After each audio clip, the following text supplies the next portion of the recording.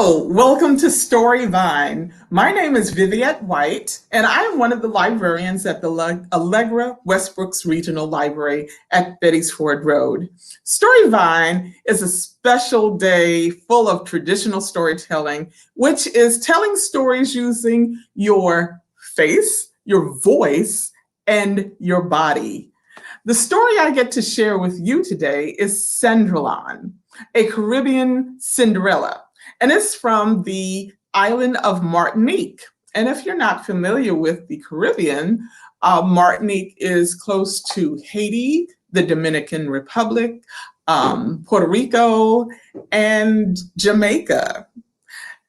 Before I share my story, I would also like to invite you to be a part of the summer break Read, Learn, Explore program at the Charlotte Mecklenburg Library.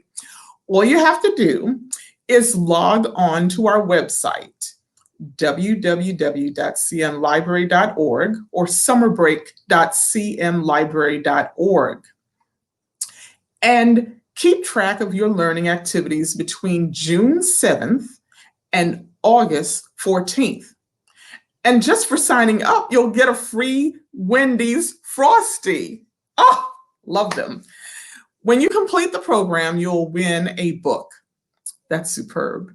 So sign up starts on May 17th. Your teacher at school has more information on how you can get signed up. So if you're ready, now let's jump into our story, Cendrillon. You may think you know this story. I am going to tell you because I was there. I live on a green island in the so blue Mer des Antilles, the Caribbean Sea. And long ago, when I was a child, my family was poor. When my mother died, she left me only one thing, a wand made of mahogany. 3 taps will change one thing into the other, my mother would whisper to me, but only for a short time, and the magic must be used to help someone you love. Oh, of what use was this to an orphan like me? Every day I struggled to find shelter and fill my belly. I could not use the wand. I had no one to love and no one who loved me. When I grew up, I worked as a blanchie, a washerwoman, scrubbing other people's sheets and shirts at the riverside, drying them in the sun. One day I got a job working for a very nice woman, but she became very ill. And at the time of her daughter's birth, she made me her daughter's godmother. And I was known as the Nanon. Her beautiful daughter was named Cendrillon. Cendrillon grew so beautiful, and I taught her everything I knew about being a blanchie. She came to the riverside with me every day. We washed clothes and sheets and talked and sang together and spent a lot of time in the sun, just being out near the Caribbean Sea. One day, Cendrillon, her father, got remarried. So she had a stepmother. The stepmother was not very kind to Cendrillon. She worked her to the bone, scrubbing floors and windowsills and tables, and very, very hard work for a young girl. One day, the stepmother and her father had another child. Her name was Vitaline. Now, Vitaline was a beautiful baby. They decided to have a large christening party for Vitaline, and everybody in the town was invited. At the christening party, Nanon noticed that Cendrillon's hands were very coarse and dry and blistered, down to her knuckles were raw. Nanon said, "Ah, my child, my poor child, how did this happen?" And Cendrillon, with her soft voice, she said, "Oh, Nanon, oh, Madame works me so hard in the house. I have no time for myself to play. I have to scrub floors and windows and clean sheets and make sure Madame is happy all the time. And Nana asks, well, what does your papa say? Oh, he's scared of Nan. He's scared of Madame. He doesn't say anything to protect me. Oh, Nanon was so unhappy. She was so unhappy that her poor Cendrillon was going through so much. Well, years went by, and Cendrillon went through this cruel, cruel life. And one day there was a big ball coming to town in the maison of Monsieur Thibault. His son Paul was turning of age and looking for a spouse. Everybody was invited to the ball except for Cendrillon because she was just a poor little washer girl. Well, Vitaline and her mother got dressed for the ball, and there was a big hubbub in the house, and they were dancing and prancing around, saying, oh, I cannot wait to meet Prince Paul at the ball. We're going to be the most beautiful ladies available.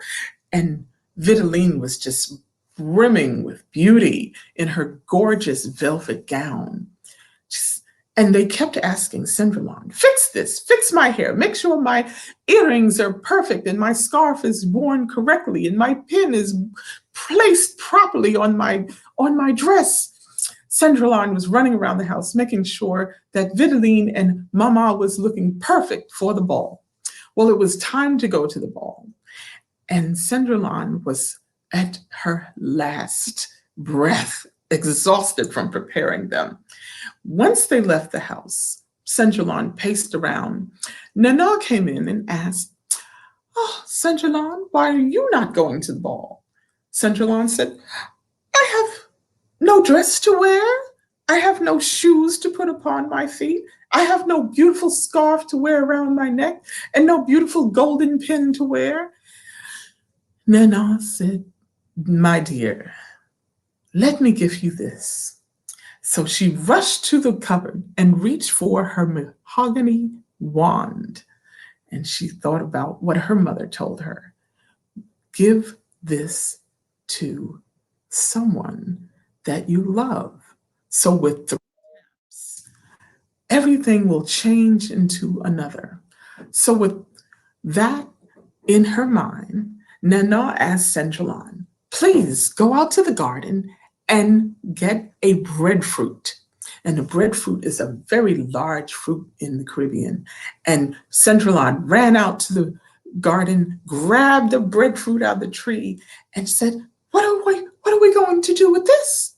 Nana took out her mahogany wand, doot, doot, doot, and with 3 taps, the breadfruit turned into the most beautiful golden carriage with gorgeous cream-colored seats and awesome-looking, lovely, lush interior that any princess would love to ride in. Well, Cendrillon said, oh, how are we going to get the ball in a carriage? There are no horses, there are no coachmen, and there is no footman. Well, Nana said, my dear, I do have this wonderful mahogany wand. Go out and fetch 6 agoutis. Now, agoutis are guinea pigs, and guinea pigs are very popular on the island of Martinique. So with 3 taps, doot, doot, doot, 6 guinea pigs turned into 6 horses. Oh, what a sight.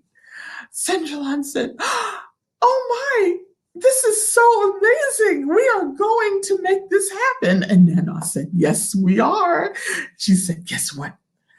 Go fetch 5 brown field lizards. And so Cendrillon gathered up some field lizards, and with 3 taps, doot, doot, doot, the 5 brown field lizards turned into 5 tall and very handsome footmen. Oh, they were almost finished. they needed one more thing. Nanon said, Centralon, fetch a manicou. Now, manicou in Martinique is an opossum.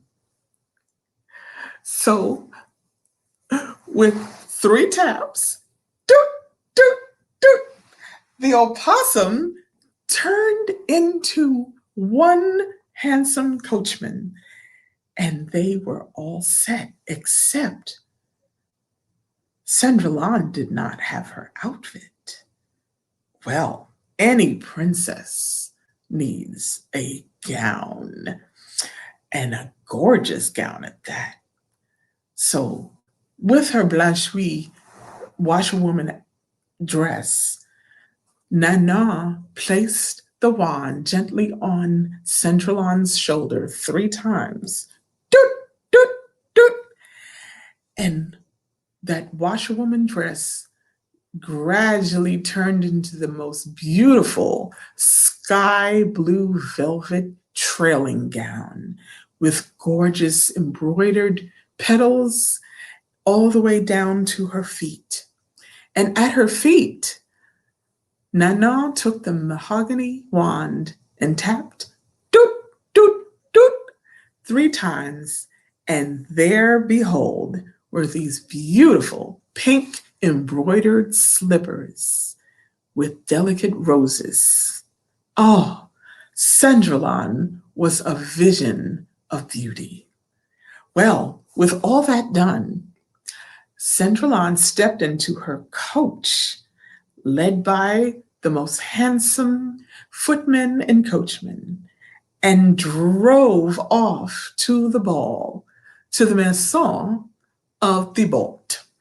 Now, once they got to the maison, the guests were already at the party. Everyone was dancing about. You could hear music, and there was food, tables and tables of luxurious and scrumptious delights and desserts. Oh, and there were flowing beverages all over. So everyone was having a good time. As soon as Cendrillon walked in the room, the music stopped and everyone gazed up at this most beautiful woman in her long sky blue velvet dress and pink embroidered slippers. Her hair was up upon her head so beautifully, and her earrings and necklaces dripped down over her body. She walked gracefully down the stairs, moving, and everybody was in awe. Who is this? Where did she come from? Is she from France? Oh, she must be from another island. I've never seen her before. Well, Cendrillon came in with Nanon, and they walked through, and Paul immediately graced his hand and said, Madame, with a bow, may I have this dance? Well, Cendrillon was taken. She just looked over at everyone and said, well, of course. And they went on the dance floor. The music was playing, the best music. The island music was moving through everyone's bodies. Drums were beating. Live music was happening, and people were singing and dancing. It was such a fete. It was a beautiful party. So as the night went on, Cendrillon was continuing her ballroom encounter when Nanon remembered that the magic will not last long. And as you know from familiar stories, Cinderella's night ends at midnight. Well, this is Cendrillon's experience, and her night is also going to end at midnight. The night was getting close to the strike of midnight. And in the background, you can hear the first bell ring. Dong! Nana looked over at Cendrillon. We have to go. It's getting late, and the magic will wear away. Dong! The second stroke of midnight. Centraline, let's hurry. Let's hurry. Centraline, like, oh, but wait, I'm not finished. I'm having such a good time. And, oh, I don't know what to do. I don't know where to go. I don't want to lose this night. Paul is going to be my prince for sure. I don't want it to end. Dong. And the bells kept ringing. Dong, dong, dong. And it went on for 12 rings. And as soon as they got out of the ballroom, Cendrillon stumbled and fell and tripped, and her pink slipper fell off of her foot. She ran as fast as she could with one slipper on her foot, and eventually they ran down the road as fast as they could, and all of the magic disappeared. The footman, the coachman, the horses, and the beautiful carriage all disappeared. Cendrillon's beautiful sky blue velvet dress turned back into her blanche outfit. She was no longer the beautiful princess she dreamed of at the ball. And Nana's clothes returned to her old washerwoman's clothes as well. They had to face reality. Unfortunately, they went back to the house, and Cendrillon had a hard time sleeping. The only thing that was left on her from that night was that pink slipper. As night went on, Vitaline and Mama came back to the home, and they kept talking about that mysterious, beautiful woman that was at the ball. But they were sure that Paul had their sights on Vitaline, because Vitaline was the fairest on the island, so they thought.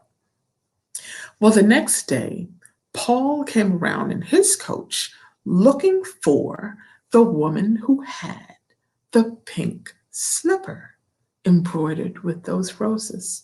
He went from house to house looking for the missing woman. He knocked on doors. Tut, tut, tut.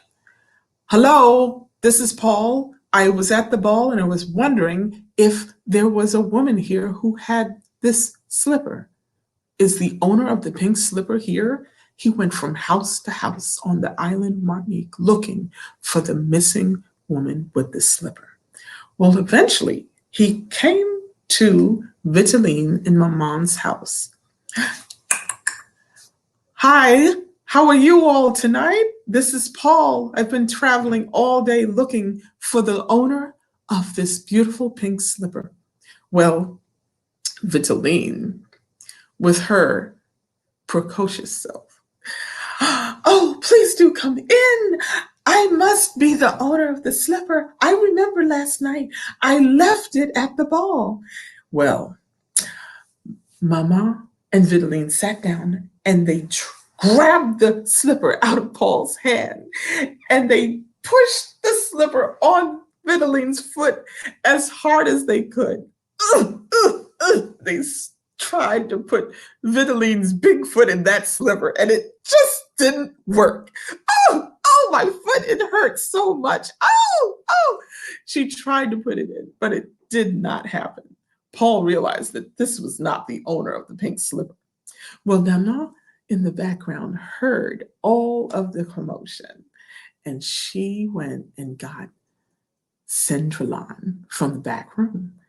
Cendrillon, guess what? Paul is here with the slipper. Get your other slipper and come on out and put it on. You know this is going to work. Oh, they were so excited. Well, Cendrillon had her little dress coat on and she ran out with her one slipper in her foot and she sat down on the chair and she looked at Paul's eyes and that magic came back instantly.